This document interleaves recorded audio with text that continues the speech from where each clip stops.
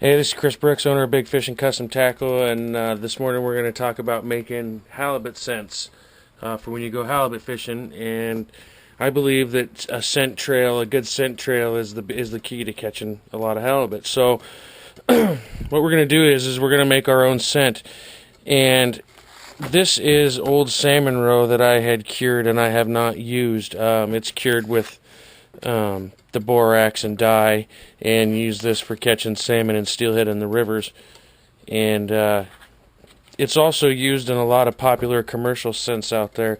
There's one company out there that's known for making salmon eggs and as fishing bait, and what they do is they have a very popular halibut scent, and all of their scents are made from the juice that's left over from the salmon eggs after they cook them down. So I'm going to show you how at home you can do it for a fraction of the price, and this is one of my favorite halibut scents. And so it doesn't require very much. I've got a big pot here and a little hot plate that I use for melting lead and doing other things.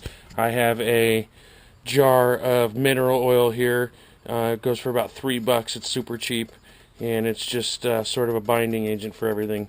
So what we're going to do is we're going to go ahead and cut the tops off of these, and we're going to put it in here, and we're going to make some scent. So what we've done here is we've added some of the eggs to the pot here, and I have this on low on 1, and we're going to let this simmer for at least an hour or so. You could, the theory is you kind of want to render it like you would fat, so you cook at a very low temperature. So you got your eggs on there, and then what we're going to do is now that I have some in there, we're going to go ahead and add the mineral oil to the pot.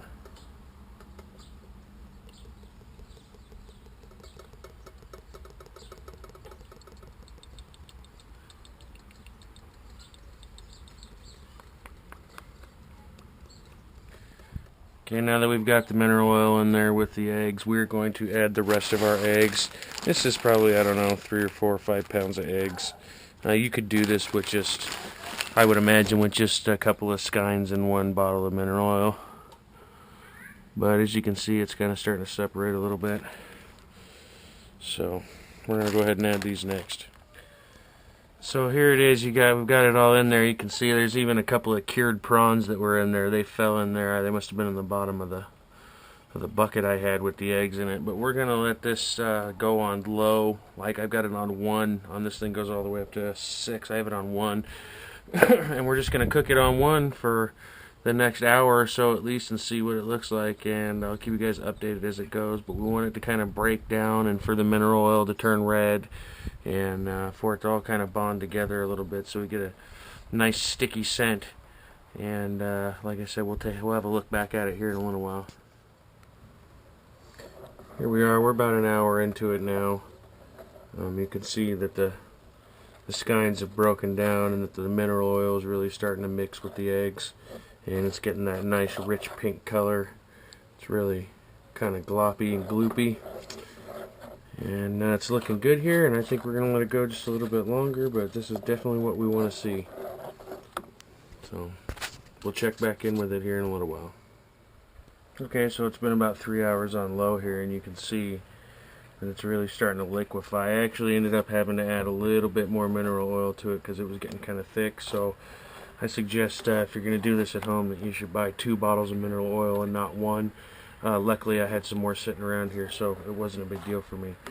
But anyways, I'm just kind of letting this mix together. It's been about 3 hours, and I think we're just about ready to strain it. You know, it might take you a little less, a little longer. At home, when you do it, everybody does stuff a little bit different. But once you get that real good liquidy consistency going there, it looks about ready to strain the eggs off. So we will show you that step next. So now that it's done cooking, we are going to strain it, and these are paint strainers. You could get these at any of the hardware stores. It's just a kind of a cheesecloth with an elastic rim on the top, and we're going to pour it in there, and it's probably going to take more than one of these cups to strain it all. But this is what we're going to start with. I got a couple of these cups, and so we're going to take the liquid from here, pour it into here, and then we're going to wring this bag out into the cup, and it will trap all the eggshell skeins and just let the juice through. So here you are with your strained egg juice product here. We've taken the eggs here and ran them through the paint strainer and wrung them out into this bucket, and we've collected all the juice here, and this is going to be your excellent halibut scent. In fact, you could probably add a little more mineral oil to this right here and stretch it out. This is super concentrated.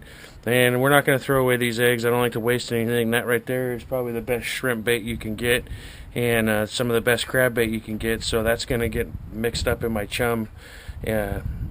So you can't never throw away eggs, man. Every fish out there eats them. They love it. So we're going to transfer this over here into this glass jar here I've got for safekeeping, so we'll show you what that looks like. So here we are, we're all said and done, we're all strained off. I've got it in this nice glass jar here for safekeeping. And what I will do after this probably is I'll pour this into a squirt bottle. And so that way I can just hang my bait over the side of the boat and give it a couple of squirts, and you don't have to drip this red stuff all over the inside of your boat.